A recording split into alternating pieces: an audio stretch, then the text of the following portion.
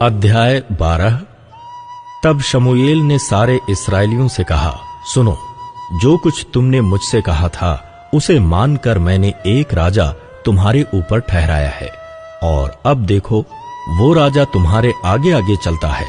और अब मैं बूढ़ा हूं और मेरे बाल सफेद हो गए हैं और मेरे पुत्र तुम्हारे पास हैं और मैं लड़कपन से लेकर आज तक तुम्हारे सामने काम करता रहा हूं। मैं उपस्थित हूं, इसलिए तुम यहोवा के सामने और उसके अभिषिक्त के सामने साक्षी दो कि मैंने किसका बैल ले लिया या किसका गदहा ले लिया या किस पर अंधेर किया या किसको पीसा या किसके हाथ से अपनी आंखें बंद करने के लिए घूस लिया, बताओ, और मैं वो तुमको फेर दूंगा। वे बोले, तूने ना तो हम पर अंधेर किया, ना हमें पीसा और ना किसी के हाथ से कुछ लिया है।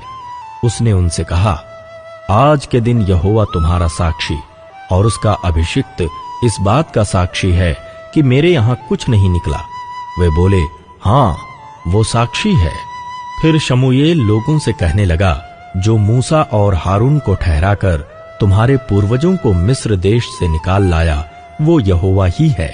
इसलिए अब तुम खड़े रहो और मैं यहोवा के सामने उसके सब धर्म के कामों के विषय में जिन्हें उसने तुम्हारे साथ और तुम्हारे पूर्वजों के साथ किया है, तुम्हारे साथ विचार करूंगा। याकूब मिस्र में गया और तुम्हारे पूर्वजों ने यहोवा की दुहाई दी।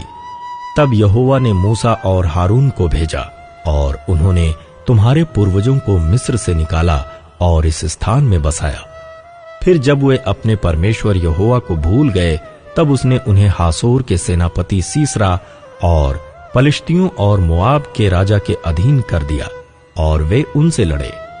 तब उन्होंने यहोवा की दुहाई देकर कहा, हमने यहोवा को त्याग कर और बाल देवताओं और अश्तोरेत देवियों की उपासना करके महापाप किया है।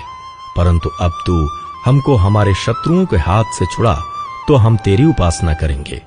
इसलिए यहोवा ने यरुब्बाल, बदान, इप्तह और शमूएल को भेजकर तुमको तुम्हारे चारों ओर के शत्रुओं के हाथ से छुड़ाया और तुम निडर रहने लगे।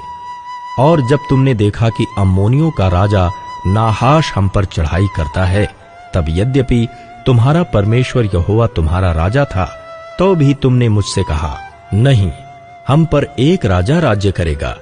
अब उस राजा को देखो जिसे तुमने चुन लिया और जिसके लिए तुमने प्रार्थना की थी। देखो, यहोवा ने एक राजा तुम्हारे ऊपर नियुक्त कर दिया है।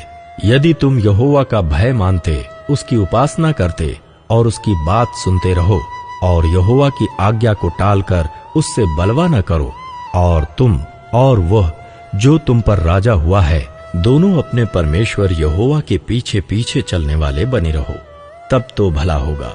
परंतु यदि तुम यहोवा की बात ना मानो और यहोवा की आज्ञा को टालकर उससे बलवा करो, तो यहोवा का हाथ जैसे तुम्हारे पुरखाओं के विरुद्ध हुआ, वैसे ही तुम्हारे भी विरुद्ध उठेगा।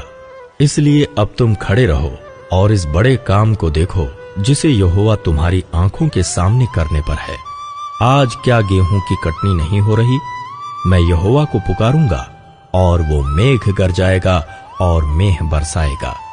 तब तुम जान लोगे और देख भी लोगे कि तुमने राजा मांग कर यहोवा की दृष्टि में बहुत बड़ी बुराई की है।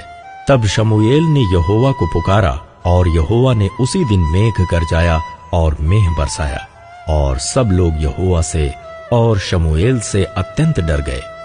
तब सब लोगों ने शमूएल से कहा, अपने दासों के निमित्त अपने परमेश्वर यहोवा से प्रार्थना कर कि हम मर न जाएं, क्योंकि हमने अपने सारे पापों से बढ़कर ये बुराई की है कि राजा मांगा है।